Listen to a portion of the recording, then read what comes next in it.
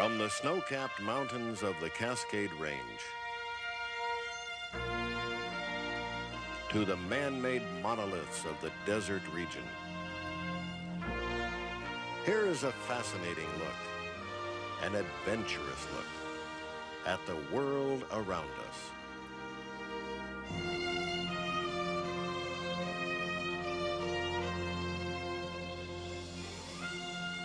This is American Odyssey, Washington State.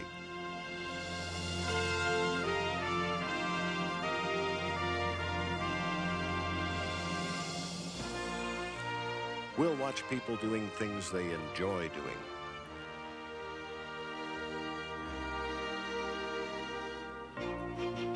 Adventuresome people.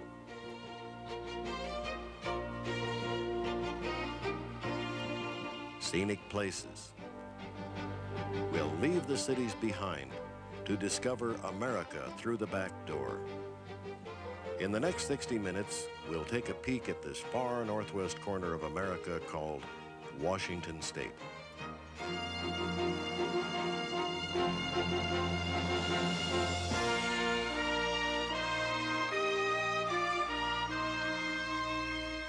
We'll take a ferry to the San Juan Islands and watch people having fun.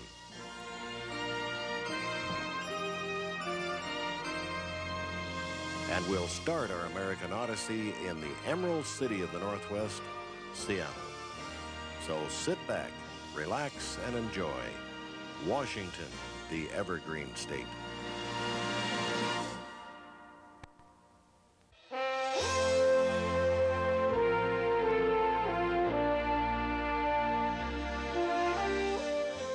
American Odyssey is not a show about big cities.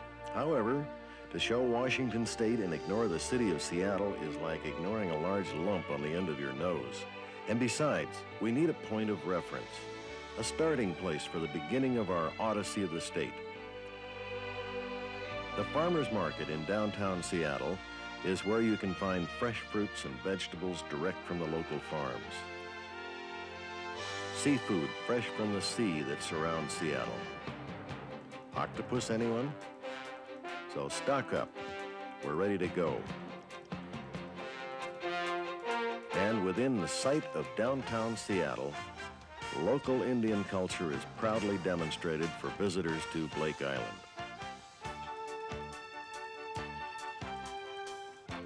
I'm aware that most people live in big cities like Seattle. And I'm also aware that if I spent more than a few minutes describing a big city, there'd be a lineup at the refrigerator, unless you've never seen a city with a post office. So let's just take a quick peek. The Columbia Tower, the tallest building in the West at 70 stories, dominates the skyline.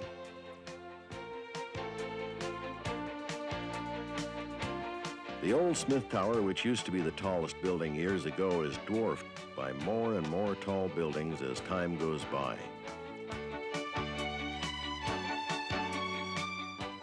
The Rainier Tower, known as the Golf Tee, complements downtown architecture. And the Space Needle restaurant, left over from the 1962 World's Fair.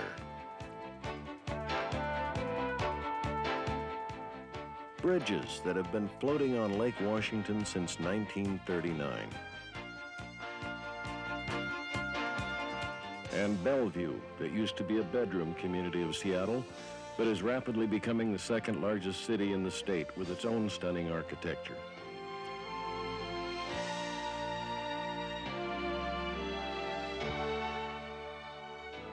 Many people prefer to live on nearby islands and commute to Seattle by ferry boats. And every May, the boat nuts parade their toys in front of non-boat nuts.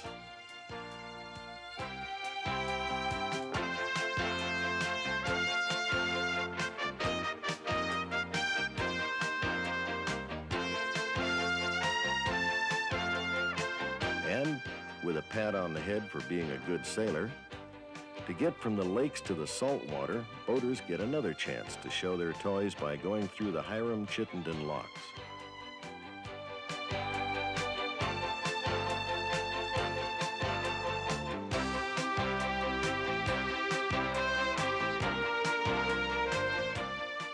find the fishing fleet at the Ballard Marina,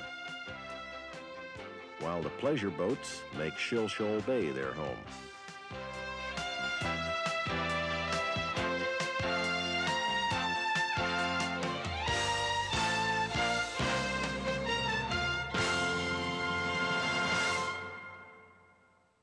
Mercer Island, so dense with tall trees and long driveways that, well, some of the owners have trouble finding their homes. And we know it's summer in Seattle because that's when the rain gets warmer. That's also the time for people to let their hair down and have some fun at the Seattle Center. This is a place where you can go and get a little bonkers and let it all hang out, whether you're a little kid or a big kid. This is the place. By the way, have you ever wondered what a typing pool really looks like close up?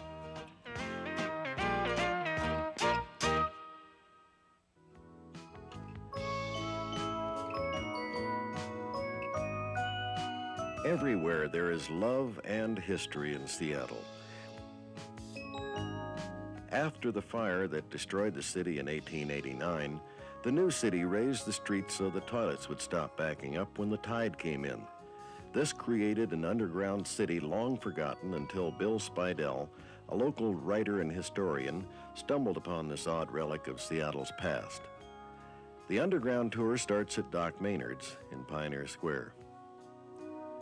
On every horizon, there are mountains to be seen. Like Mount Rainier, looking like a giant ice cream cone, only 50 miles south of Seattle. There is so much to see and do in and around Seattle, but I'll let you discover that for yourself. It's the back roads of Washington we're looking for, so we leave the city and head north with a brief stop at the Boeing plant near Everett to see how they build the largest commercial jets in the world, in the largest hangar in the world, with the largest doors in the world.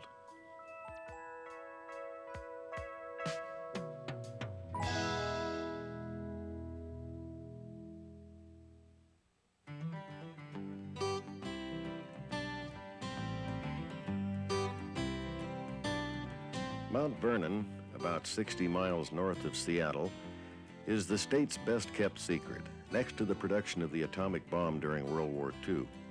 This is the iris, narcissus, and tulip capital of the world. Bill Spidell, the author of the book entitled The Wet Side of the Mountains, and there is a book, by the way, that you really ought to get if you come out this way. As I was saying, Bill tells about the wealthy Seattle woman who sent to Holland for a batch of finest tulip bulbs money could buy, and received an apologetic letter stating that their supplier in Mount Vernon, Washington, was a little late on his bulb delivery. From March to midsummer, these fields are an explosion of color. Some roadside stands operate on the honor system with signs that say, "Help yourself and make change," or "Cut your own and leave payment."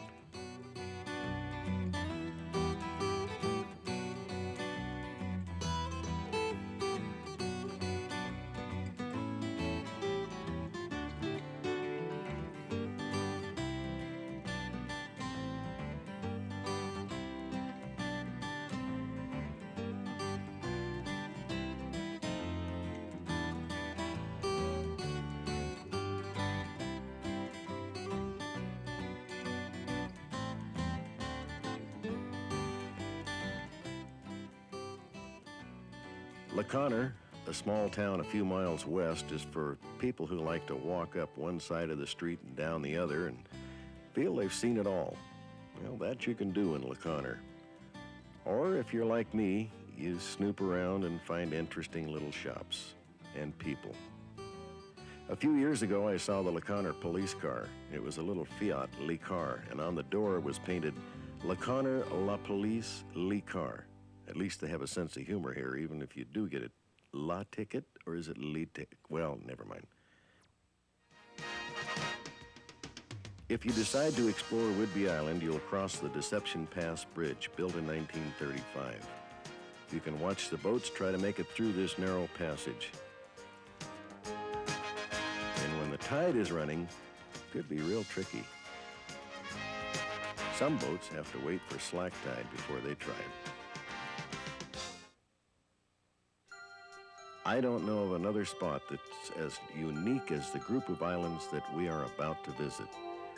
We're on the ferry that takes residents and visitors to the larger and more populated of the San Juan Islands, San Juan Island itself. The ride itself is worth the price of the fare. We could talk statistics, but that's not what we're here for. Arriving at Friday Harbor on San Juan Island, the largest of the archipelago, finds the harbor filled with mainlanders who come up here from the Seattle area to spend the summer on their boats. Sometimes they set sail and cruise the other islands, and sometimes they don't. There are so many things to see on these islands, and we only have time to see the tip of the iceberg, so to speak, so let's get going. This is English Camp State Park, and this is where the U.S. and England almost went to war over a pig. All started when Lyman Cutler, an American, shot a pig that belonged to the Hudson Bay Company. Oh, he did. And that started a dispute that went on from 1859 until about 1872 between the British and the Americans. And the dispute was finally settled by the Kaiser Wilhelm of Germany, 1872. And that settled the pig war. This is also a good place for clam digging. And if you have never had the pleasure of devouring a bucket of steamed clams with drawn butter, you're in for a real Northwest treat. About 5 miles south is American Camp. Now, the popular thing to do here is watch killer whales cavorting up and down Puget Sound. Boy, would I love to spend more time on this island, but we've got an appointment with a ferry boat that's going to take us to Orcas Island.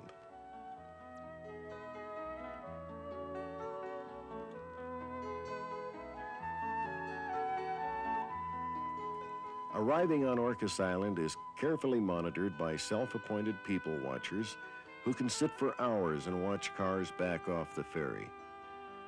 Most of the locals wish the ferry would sink right after they get off. And the lifestyle on the islands is different than on the mainland. It's even different from island to island. I had it explained to me once, but I still don't quite understand it. I guess you have to live here to appreciate the islanders' philosophy of life. Sort of like New England, I guess, only different. There are quiet little farms, sleepy little villages, and on the highest point in the whole archipelago, Mount Constitution. This is one of those must-see places for visitors because from the top, you can see forever. Climb up the stone tower at the top of the mountain, and the view is 360 degrees. In fact, the view is so great, it makes people want to wave at the world. The other islands are also picturesque, and a stop at Lopez Island on the way back is worth it just to see how phlegmatic and iconographic it is. Go ahead, I had to look it up too. The ferry trip back to the mainland is just as magniloquent. Or maybe you'd like to stay on Lopez to watch the sunset. It's up to you.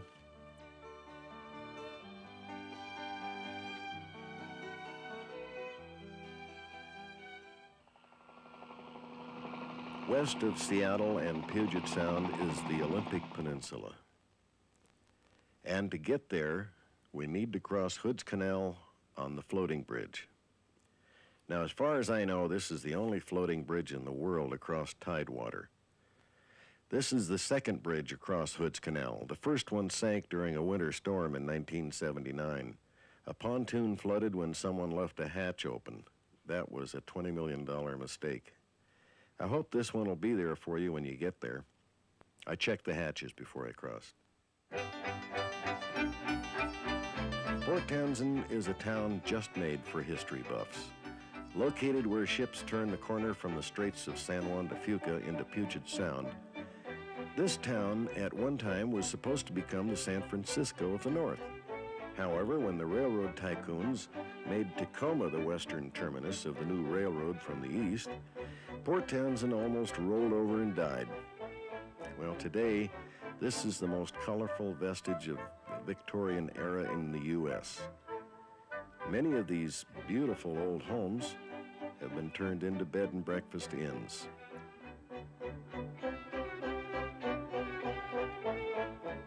One of them even claims to have a ghost. Which one? Well, I'll have to let you find out for yourself when you get here. No, I haven't seen her. Not yet, anyway.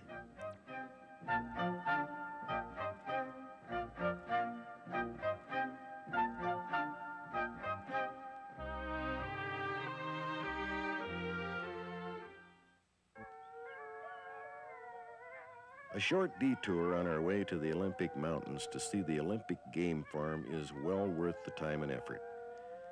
Just follow the country roads to Squim.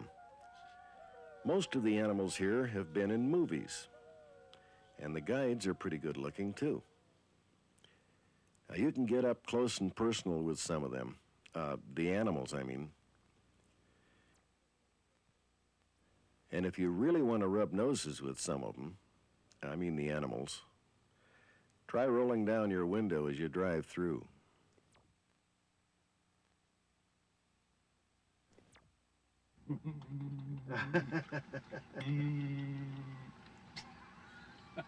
How about a kiss, sweetheart? Oh, yeah. All right, guys. Dinner's over. We'll see you later. What a sweetheart. Come on, sweetie baby. Ah, look at that tongue. You should have felt it. Look at that tongue. Oh, my God. Oh, get your head out here. We got a buffalo in the car. You can spend the night at Port Angeles to get ready for the 17-mile drive to Hurricane Ridge for some of the most spectacular mountain scenery anywhere in America.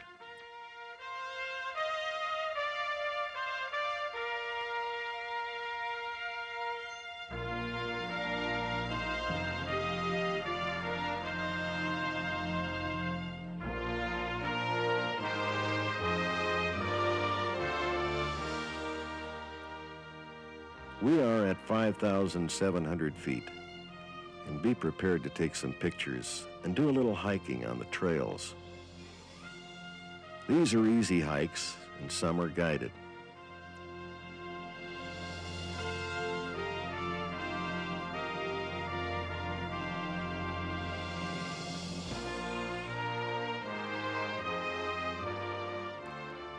Keep your eyes open for deer. They're so tame up here that you can pet them if you like.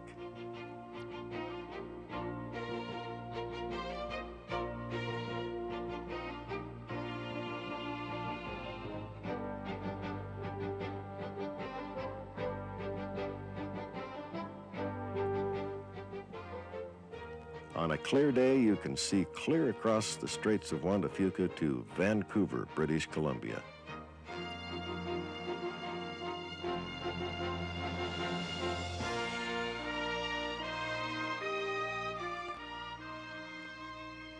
Then it's back to Port Angeles at the bottom of the hill, and it's westward again.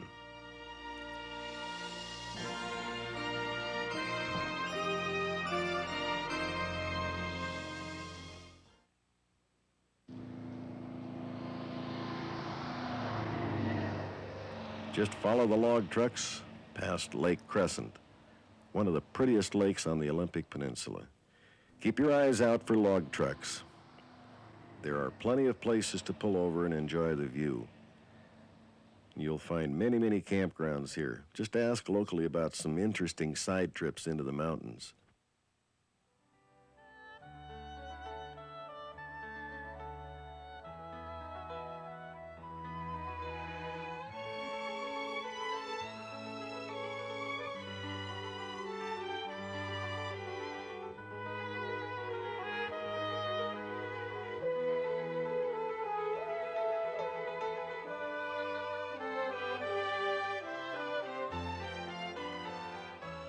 And if you decide to spend the night, you may see a spectacular sunset.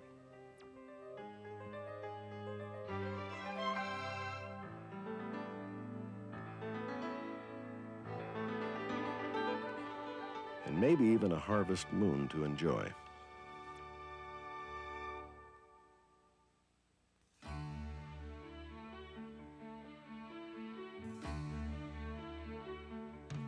We are headed for the end of the world. At least, that's the way it seemed when I walked the path to Cape Flattery. But before we get there, there's lots to see.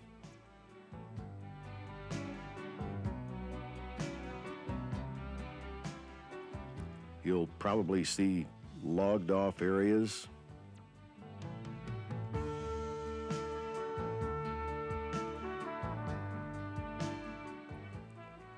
farms nestled between the trees,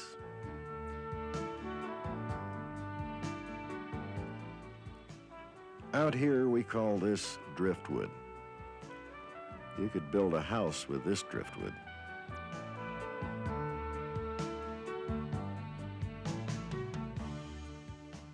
And there are places to pause for pretty pictures.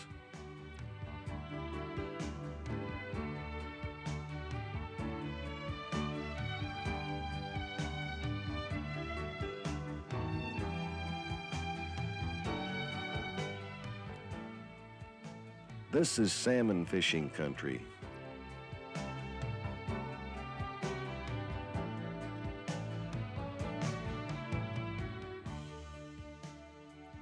And those RVers stock their freezers with plenty of coho every year. They know where to go.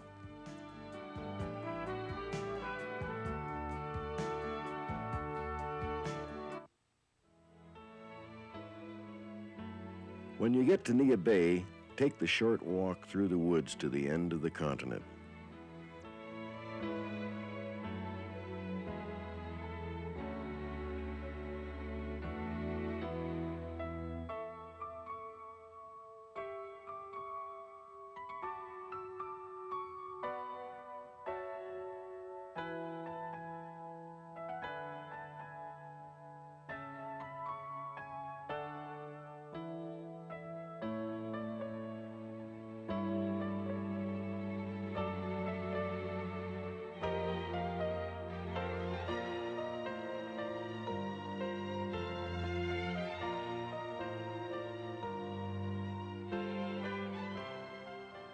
If you meet hikers on the path, give them one of your smiles. Oh, don't worry, you won't lose it. They'll give it back.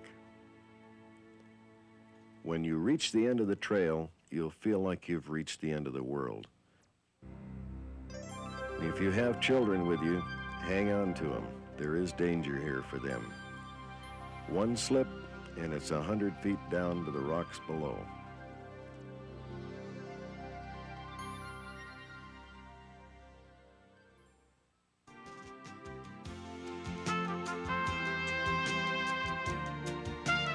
Further south is Shishi Beach, where you can poke around in the tide pools.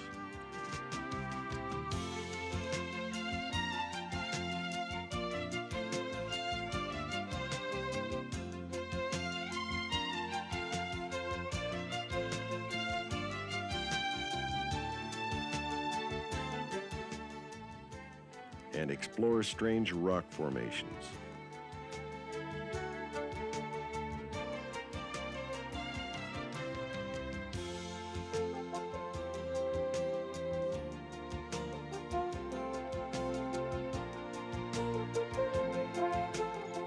This is a beautiful beach. You really should spend some time here. I did. In fact, I'm going to make it a point to come out here during a winter storm and watch nature's fury.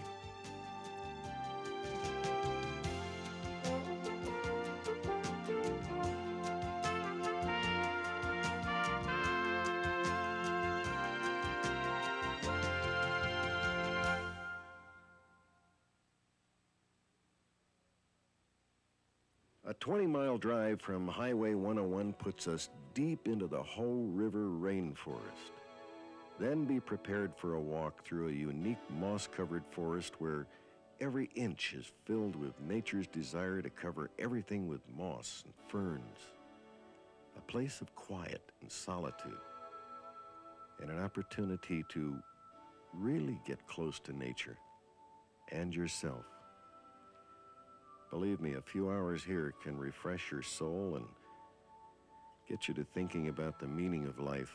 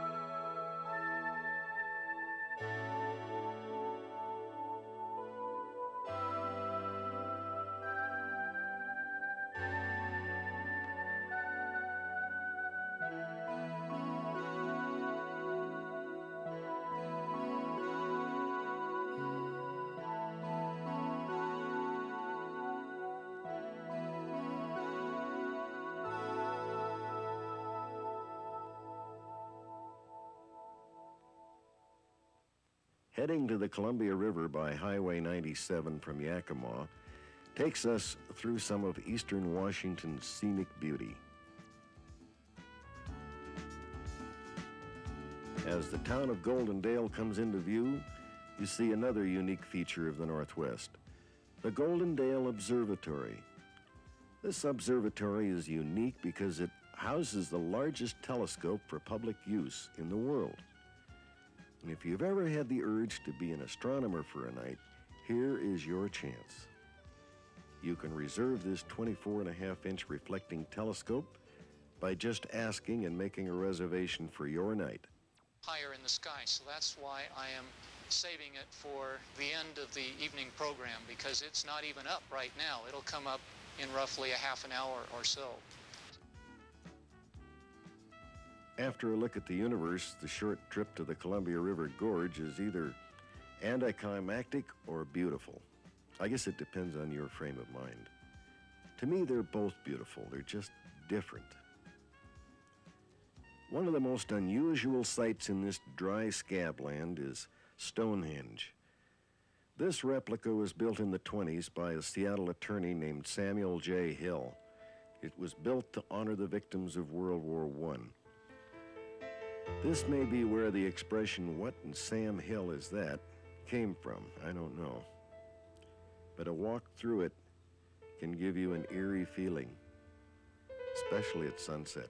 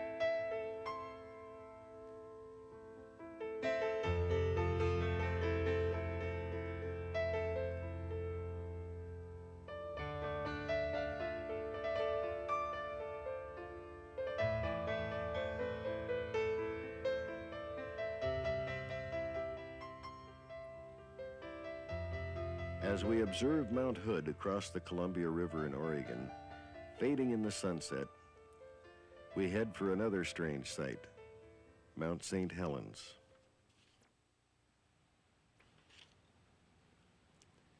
On the way to Mount St. Helens, we travel through dense forests, as you'd expect in this part of the state.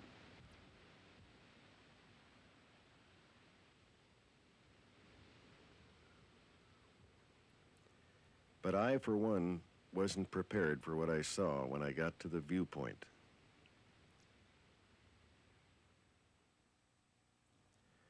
It was May 8th, 1980, that the north side of the mountain blew sky high.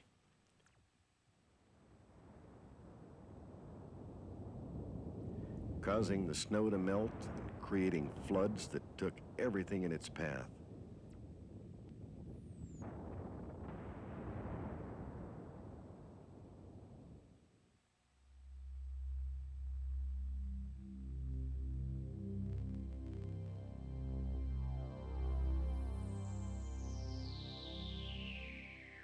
And stripping the trees of branches and laying them down like toothpicks.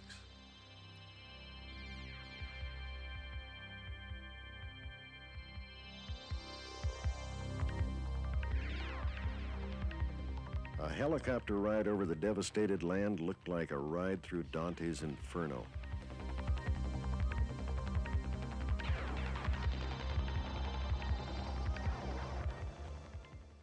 Today, a decade or so later, it still looks like the plains of Mars.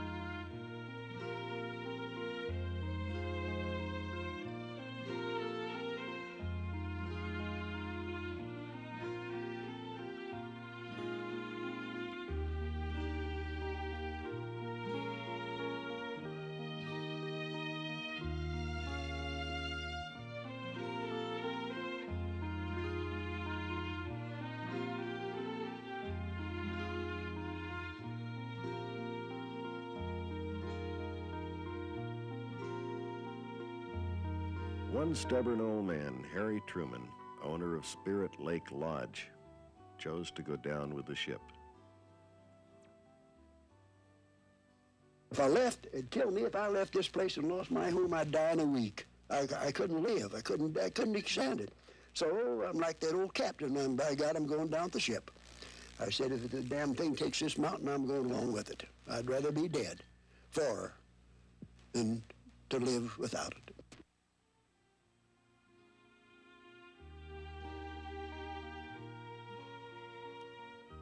What you see now is Harry Truman's eternal tomb.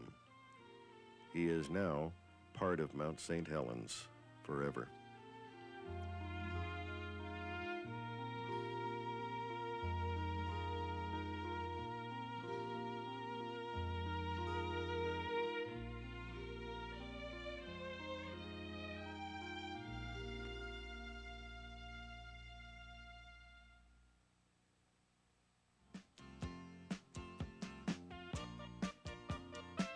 As long as we're in the neighborhood, let's drop into Morton.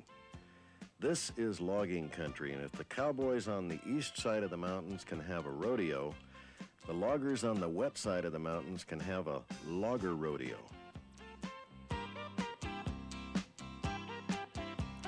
It starts with a parade of, what else? Logging equipment. Some of it is so big it blots out the sun as it goes by.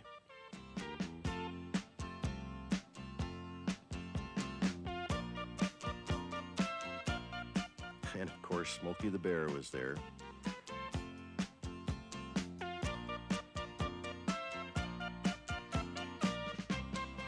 followed by a truckload of Washington toothpicks.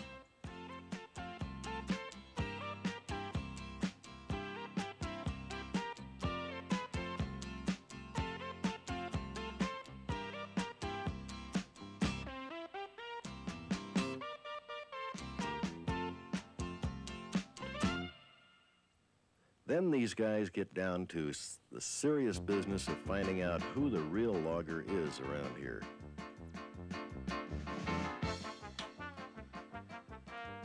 This means tree or pole climbing.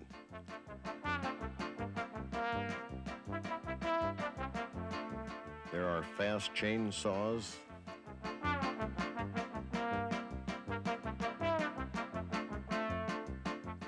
sharp axes. Ever notice how many one-eared loggers there are around here? Then they try to miss their toes, or the ones that they have left over from last year.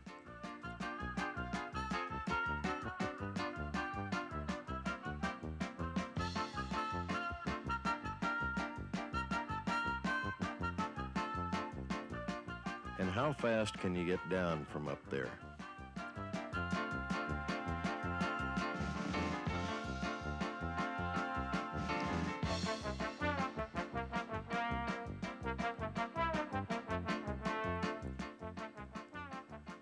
Of course, Sally was there. Hi, Sally. This is the granddaddy of chainsaws.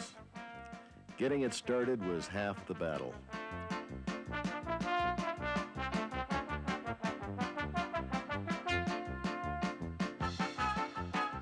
Stopping it was the other half.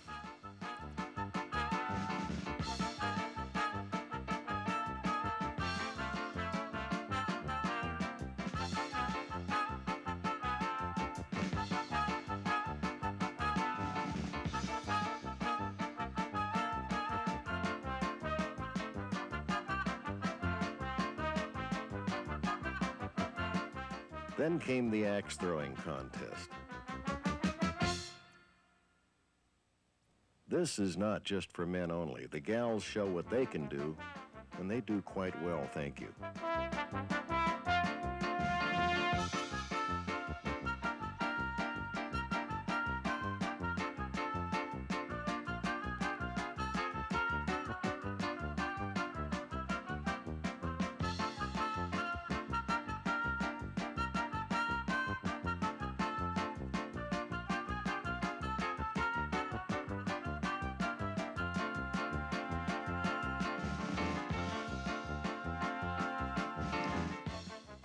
These gals told me this was as easy as falling off a log.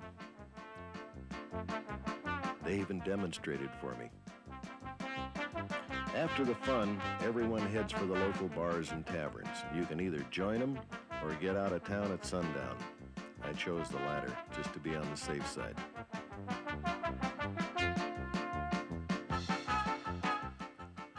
Wood carving has become an art form in this country.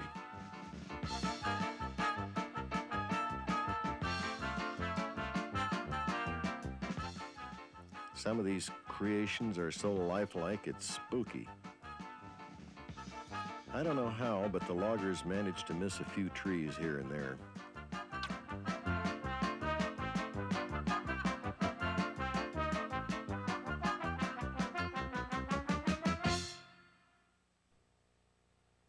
Pardon me while we take a quick detour back to the Pacific Ocean. There's something I forgot to show you. This is a development community called Ocean Shores. I don't know why they called it that. Probably has something to do with being right on the Pacific Ocean, with nice sandy beaches, year-round homes. The ability to drive on the beaches, but be careful here. There's no thrill to compare with watching your new Mercedes sink out of sight in the sand, and you can ride motor scooters or horses on the beach. And this is also where a local publisher tried to have a February fog festival to celebrate the inclement weather. But most of the time that it's been held, it was sunned out by good weather. Press had a field day with that one. And every April 27th at midnight, you can follow the bar crowd out into the streets to celebrate on Discovery Day by shouting, "Hey, George! Over here! That's because it was on that date in 1792 that Captain George Vancouver sailed right on by to the Columbia River, thereby undiscovering ocean shores. Well, he missed his chance. Property values have gone up since then.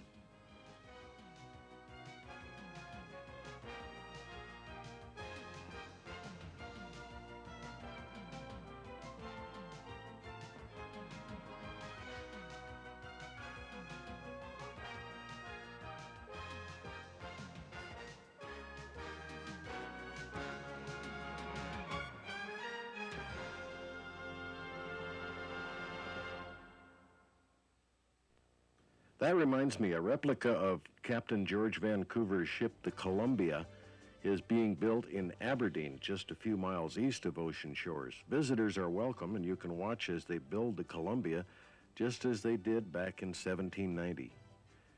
Do you get the connection of the names Captain Vancouver, who discovered Vancouver Island, and named the Columbia River after his ship, the Columbia? Strange coincidence.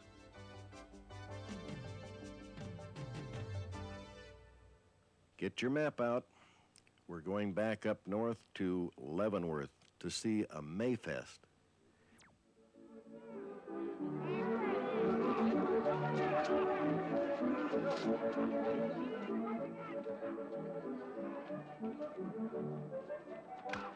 Here is a little bit of Bavaria in the Cascade Mountains of Washington State that you shouldn't miss.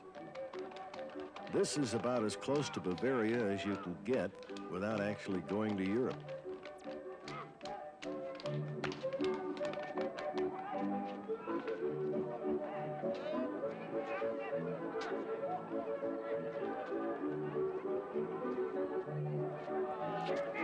Leavenworth streets are packed with people all year long.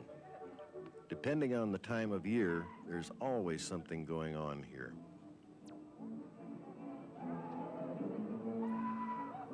You know, I noticed that the Japanese tourists had Japanese cameras, just like the rest of us tourists.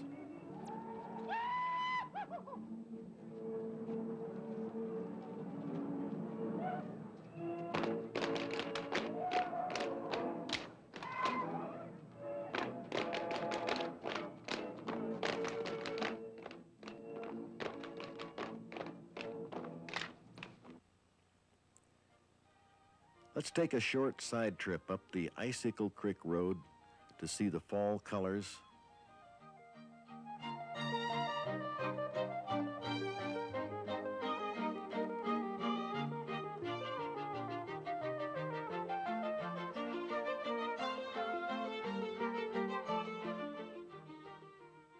And watch the river that looked as though it was mad at someone.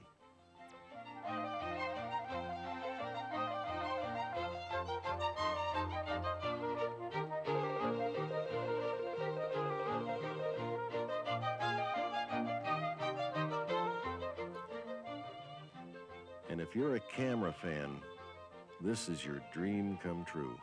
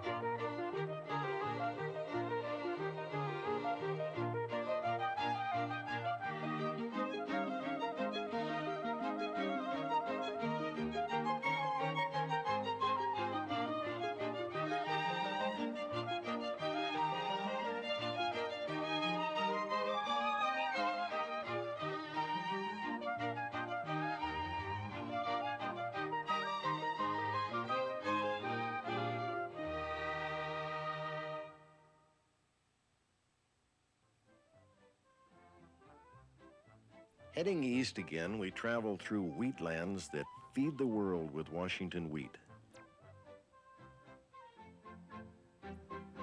Lying about 100 feet below this rich, fertile soil are vast layers of lava that flowed from fissures ages ago.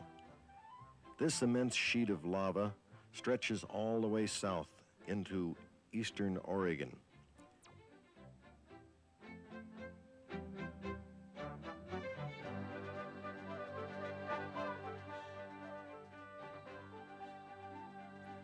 My Holiday Rambler motor coach took me through some of the prettiest country and some quaint little country towns.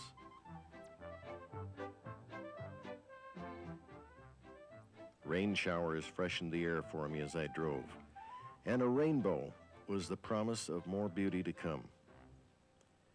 Then I parked alongside the road long enough to make a tuna fish sandwich and a cup of coffee and kind of wonder what was just around the bend. Here at Palouse Falls State Park, you can actually see the layers of basaltic lava, layer upon layer. What a dramatic birth this land must have had millions of years ago. And there was no one around to witness it, but the story is told in the canyons.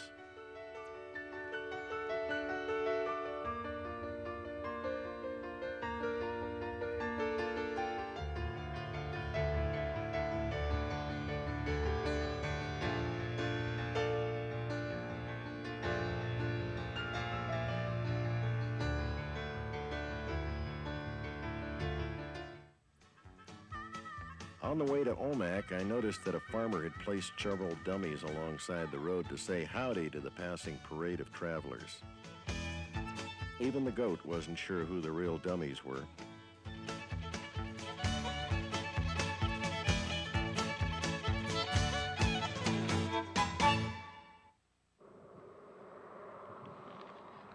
Every summer for the past 35 years, an event is held in the little town of Omak that's been shown on Ripley's Believe It or Not. It's called the Omak Stampede and Suicide Race.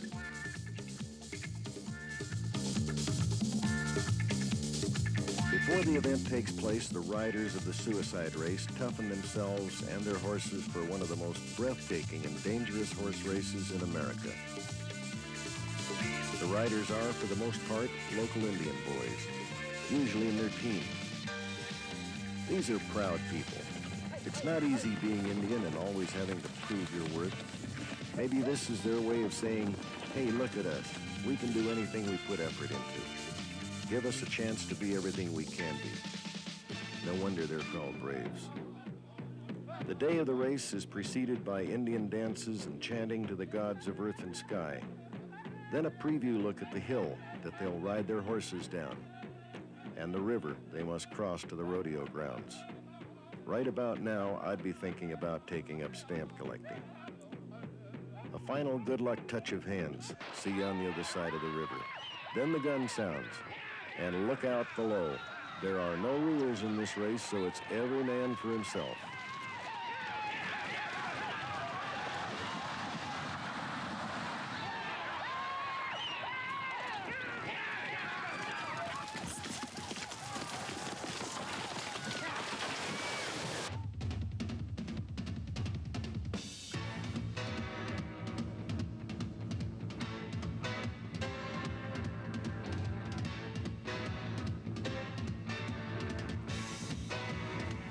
Strangely enough, there are few injuries, and of those, most are to the rider rather than the horse. Don't worry, the horses can take care of themselves. It's the rider that gets the worst of it.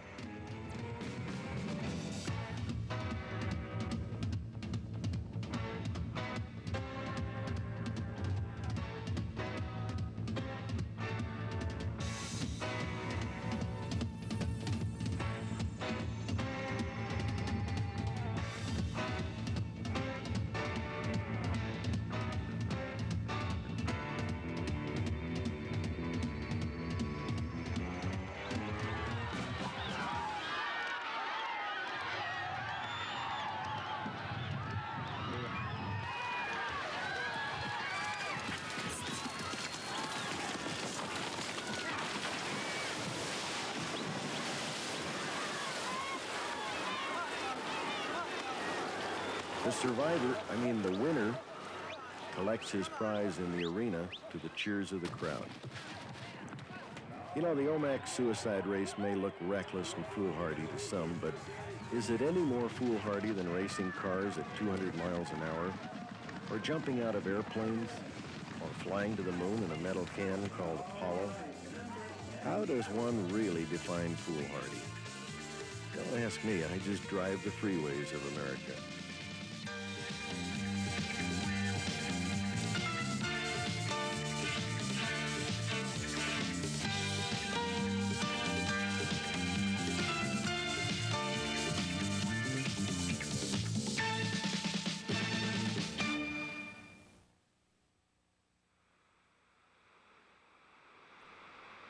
Time now to pull over by a small waterfall on the way to Lake Chelan and think about all that we've seen so far, and to wonder what's in store just down the road a ways.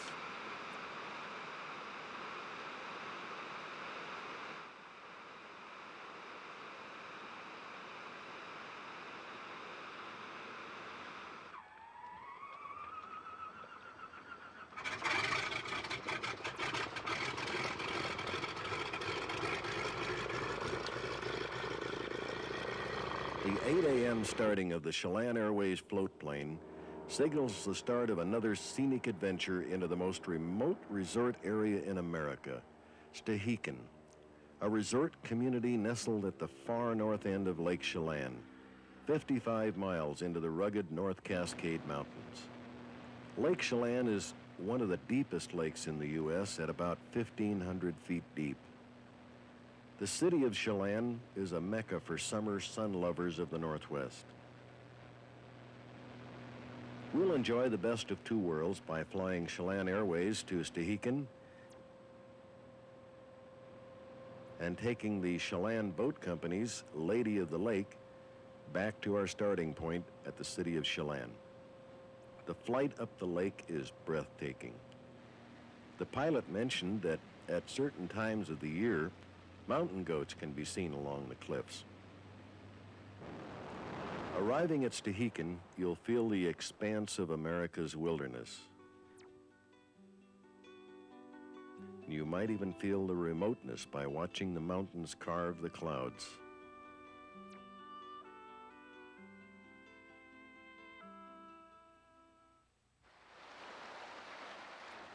A short hike to Rainbow Falls was just what is needed to feel the immensity of this northern wilderness.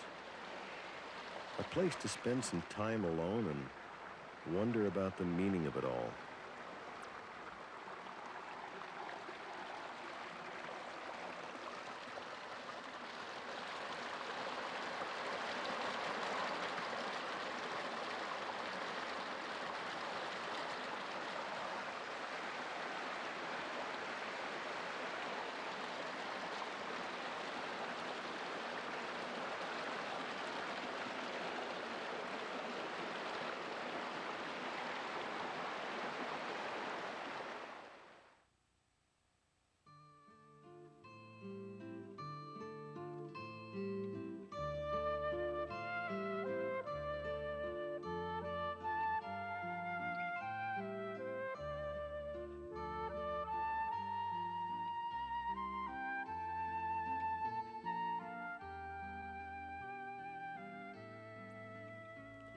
There are no roads into this resort.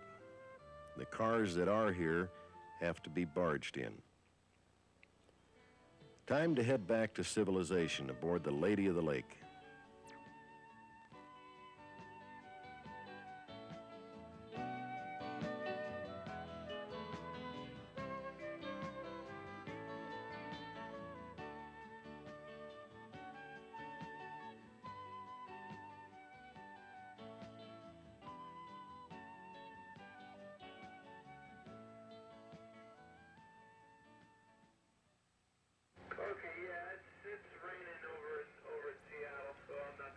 Some people spend the 4-hour trip playing cards, or watching the rugged scenery drift by, or by winding up on someone's home video, as I did.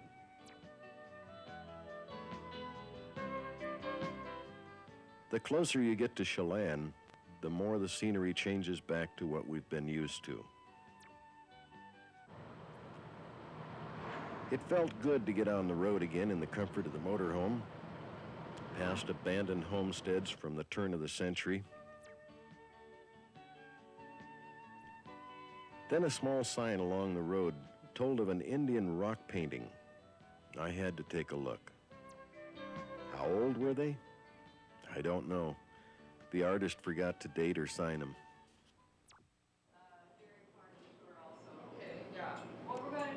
And now, His Majesty the King of Hydroelectric Power, Grand Coulee Dam, born in the Depression years of Franklin Roosevelt. Grand Coulee is the largest man-made concrete structure in the world. Not only does it produce power for the West, giant pumps pump irrigation water to turn this eastern Washington desert land into the food basket of the Northwest.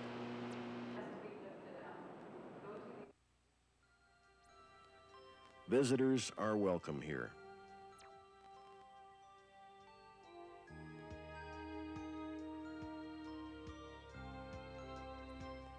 And at night in the summer, the spillways are lighted with colored floodlights. And every Memorial Day, the skies at night are filled with fireworks displays. Columbia River now flows is not the path it took during the Ice Age. Thousands of years ago, it roared over these cliffs, producing a waterfall 3.5 miles long and 600 feet high. What a sight that must have been to see. I just wonder, were there any eyes to see that tremendous waterfall? Further along the way, a bridge across a small river provided the jumping-off place to manhood for 2 boys and to impress 2 pretty girls, neither of which looked as though they were that impressed. Things are a little more sublime here in Winthrop. The gateway town to the North Cascade Pass. Sublime, yes, but not dead by any means. In the summer, you can expect to find make-believe cowboys playing games for the benefit of the many visitors that stream through town on their way east and west. I've been looking for you. Who wants to know?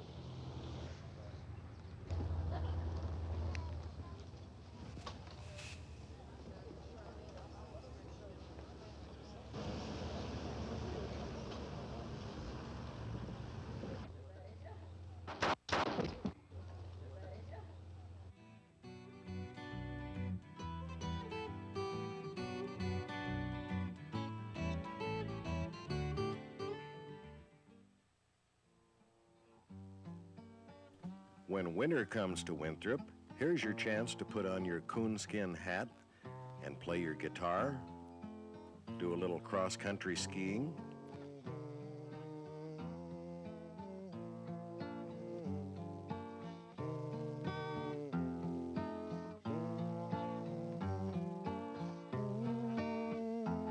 get out your snowmobile,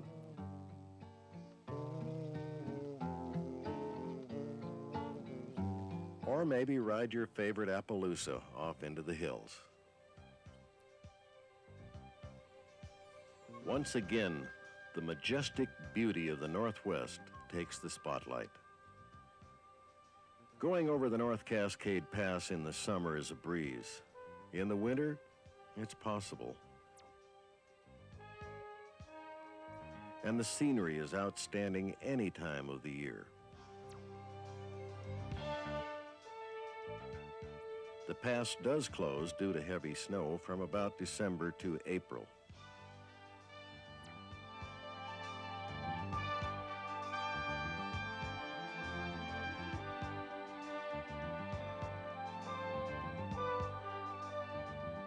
On the west side of the pass is a treat for visitors to the Seattle City Light Company's power system, Diablo Dam. The tour offered by the City of Seattle is one you don't want to miss. Reservations are required, sometimes as much as 6 months in advance. But here's part of what you get for your money. A ride up the incline lift and a free wave from Charlie, the lift operator. A short walk to the boat ramp, and then a boat ride on the lake to the High Ross Dam.